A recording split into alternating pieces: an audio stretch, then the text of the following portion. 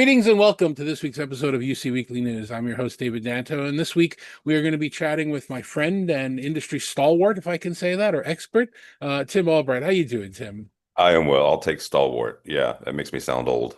So, yeah, well, we're all old, you know. We That's are all the old. warranties are starting to expire. There's nothing you can really do about that. Exactly. I'm not even going to let you introduce yourself because if anybody who watches the show doesn't know who you are, they're wasting our time already. So it doesn't really matter. So last week I was in San Jose Okay. at the NEAT headquarters, talking about some of the things that they're doing.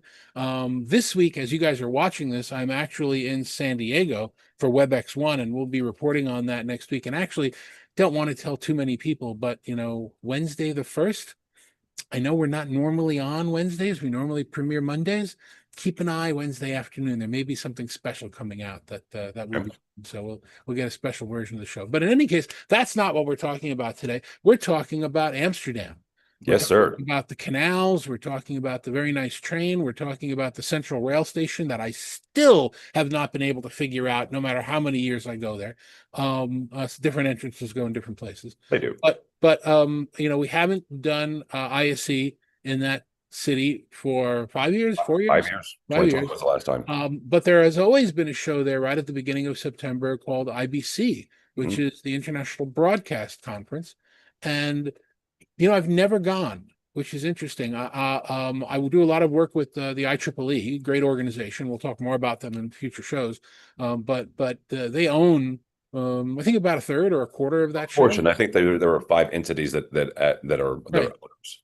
And I've heard the producer of the show speak. He's a nice guy. Yeah. And I go to NAB every year, and I have for like 40 years. But what's the experience going to IBC for it was your first time there as well, right? My first time. It was my first time at the RAI, which is the location, the conference center there in Amsterdam, since 2020, which was the last ISE there. And the show itself, I'll start with that. The show itself was really, really good. It was very reminiscent of NAB. I referred to it without having gone there to folks as the NAB of Europe, and that I found that is very, very accurate. You had all the normal players that you would have at NAB, very large booths from folks like Sony and Ross and Black Magic. You had folks from NDI that was there. They had a very large booth showing off their interoperability. Our friends at Audinate showing off Dante in various areas. Sennheiser, Shure, a lot of the same folks that we're going to see at ISE in February. Let me Uh, pause you there for a second, just since you yeah, mentioned Sennheiser. Thank you very much, Sennheiser, for inviting me to your 80th birthday celebration. 80 years is really something. That very was nice. just this last week, but continue with what you want. I Yeah. didn't at least acknowledge that. Yeah, no, and so it was a nice mixture of a traditional I've been calling traditional broadcast, right? So this is the stations and the networks as alongside this movement inside broadcast and inside broadcast manufacturers, recognizing that there are areas that they can grow into, such as virtual production, presentation systems, and you have corporate as well as higher education outfitting their own broadcast facilities for various reasons. One is making their own production. One is also enhancing their virtual meetings and stuff like that. So it was a really, really good experience. I forgot how confusing the RAI is. So the building itself is still a bit of a fun house. But the booths were really great. The stands were really great. It was a good experience. That's great. I remember a few years ago, and I've talked about this and I've written about this, that the NAB folks started to call themselves broader casters. Huh. Like they're not just doing broadcasting. Yeah. And I found that what do I want to call it? Dichotomy? Do I want to call it a bimodal experience to be you would go to NAB and you would see the cameras, Mhm. Sony and Ikegami, and you would see the displays and monitors and the switchers. You mentioned a couple of companies that do that stuff. That's physical hardware production for a TV studio. But then there started to creep in this acknowledgement, as there is in all industries right now, that it's more software than Mhm. hardware. Yeah. And the software manufacturers, everybody's a studio. You and I are a studio right now. When I'm on using my mobile and I'm taking pictures of a place that I've been or at NEAT's headquarters or whatever, I'm shooting that with an old iPhone. It's now there's that software and hardware. Did you get that separation and that bimodal thing as well from that conference?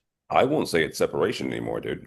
It is not separated. It is all part and parcel. Software is as much part of the conversation as the hardware that helps get it on the on ramps, right? And I don't think that there is a number one, there's not the hand wringing that there was 5 or 6 years ago about that software. There's a acceptance of it. There's an envelopment of it. AWS was there, very large booth, and they were showing off nothing but software because that is what they do, right? So they provide the servers and the cloud storage and the cloud processing for a number of software driven solutions. One was, and I know enough about master control when it comes to broadcast to be dangerous. So don't ask me any questions here. But they have a cloud version of a master control, right? So you've got, where 25, 30 years ago, a dear friend of mine was a chief engineer for a local TV station in St. Louis. And I remember, taking the tour and kind of visiting him at work. And there was, a fairly good sized room with racks upon racks of gear that did various things to make the TV station run. Those racks upon racks of gear can now live in the cloud, can be processed completely software. You do still have to have the on ramps and off ramps, just like you do in traditional Pro AV. But those on ramps and off ramps, once you get them there, then you can do whatever you want to with those signals and those calculations. So it was prevalent. Oh yeah. Was it separated all, or were all the halls mixed? It was all mixed. I mean, and they did have, similarly to ISE of years ago at the RAI, certainly did have, let's call them halls that catered to different things, right? I want to say it was Hall 13. Hall 13 was completely taken up by Sony's booth. That was just the Sony hall, right? Hall 8, which in ISE days was the LED manufacturers, that was all audio. So that was where you saw Audinate, that's where you saw Shure, that's where you saw Sennheiser, Telos Alliance, a number of other folks. So they did have them kind of segmented.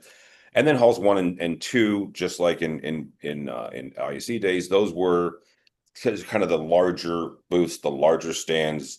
Big Cisco was there.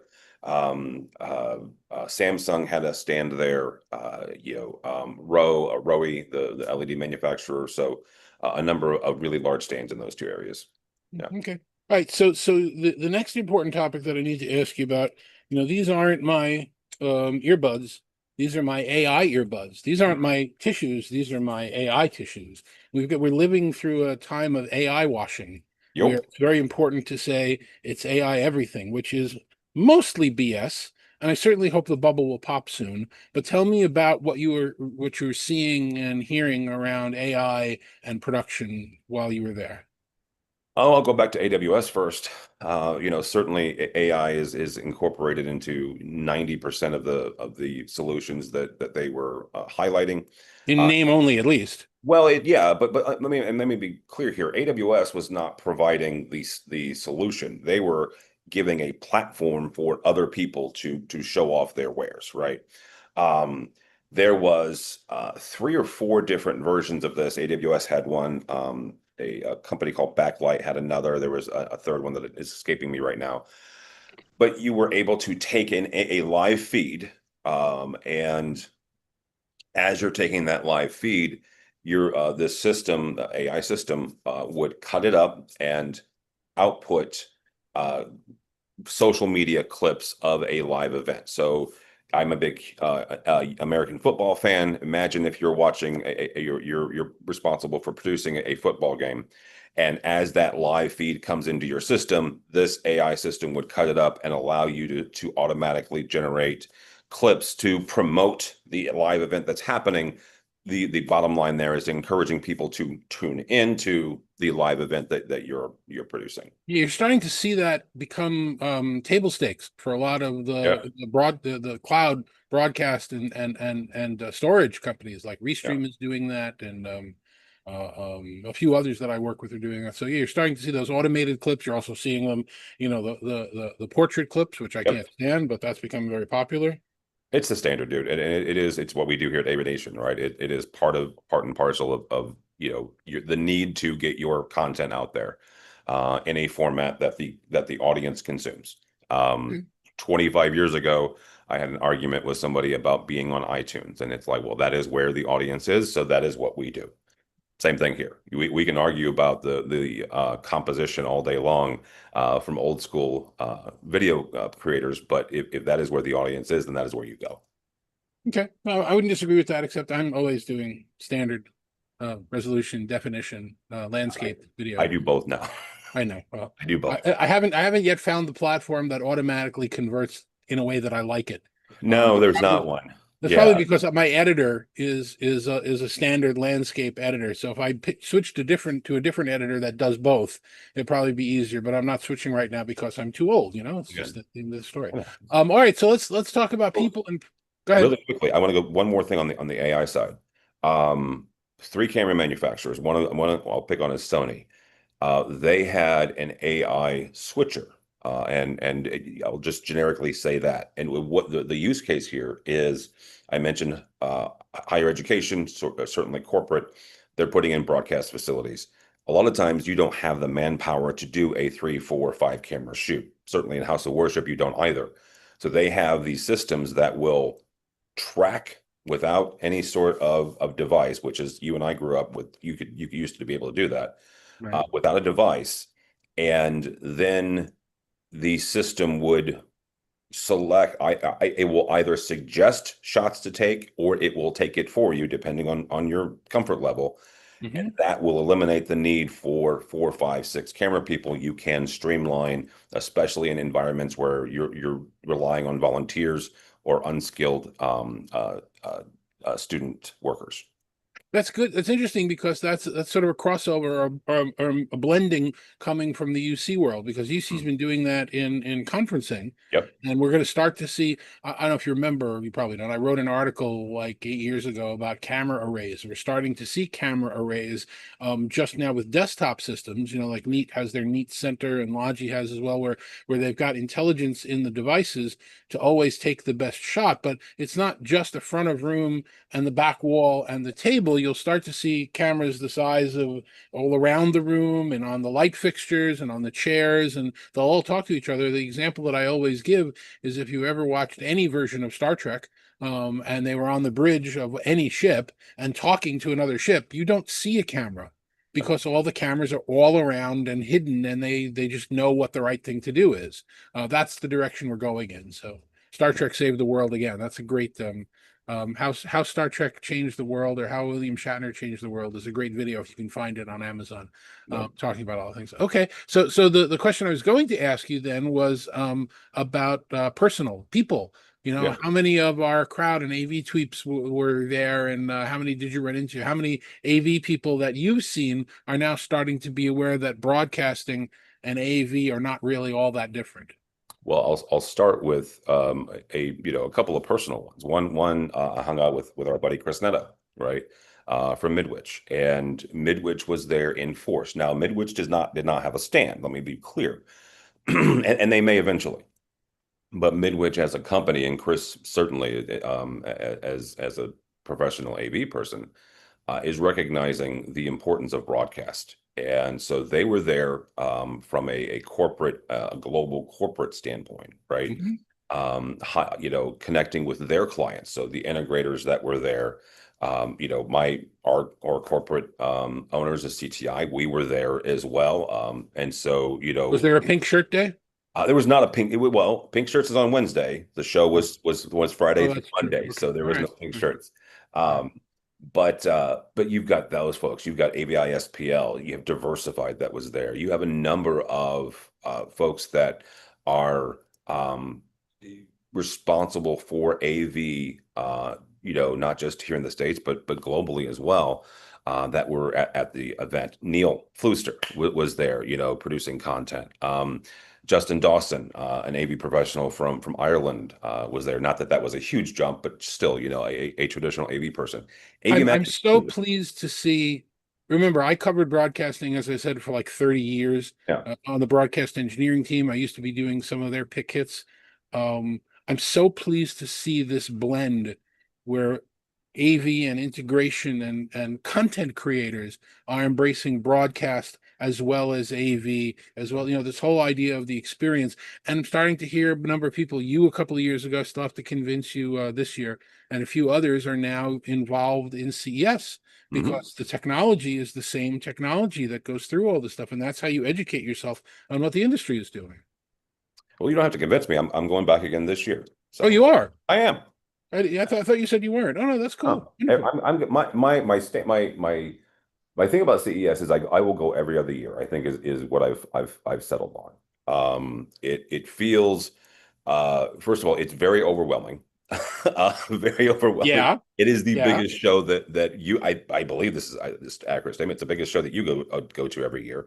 It is the biggest show in terms of size. And to kick off your year like that it feels a bit cumbersome some years, especially with some of the travel that I've been doing the last year. But I think that I'm going to kick it off every other year. So even years, right, is when I'll do it. So So I don't want to reveal anything that's been shared with me, but I know a couple of the names that you were just talking about a moment ago are also going to be going to yeah, CES this year. So, I've been preaching that, and I would say 5, 10 years ago, people made fun of me about, we don't need to be there. We don't need to, there's nothing going on there. And now people are starting to get that, look, this is how you get the look ahead.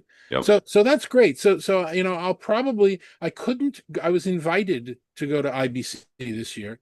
Well, you should And I come. couldn't go because the Monday I had meetings in San Jose at NEAT, and I Mm, committed to being there, and it just didn't make sense to be there for Thursday, Friday, Saturday, and leave. I would only have got the first yeah, half of the show. yeah. But next year I'll make sure the calendar's a little clearer. And I always love going to Amsterdam. I was there in May. We saw the Tulip Festival there, which was the first time. And hopefully I'll run into you at a show there, and we can do some content from there. Yes, sir. Looking at the calendar then next year, we've already talked about CES.